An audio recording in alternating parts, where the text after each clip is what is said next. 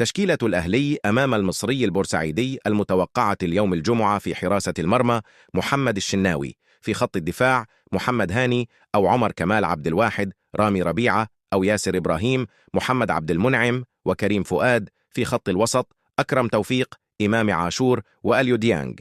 في خط الهجوم: حسين الشحات، وسام أبو علي ورضا سليم. يغيب عن المواجهة اللاعب مروان عطية بسبب حفل زفافه، واللاعب خالد عبد الفتاح بسبب طرده في لقاء بيراميدز الأخير.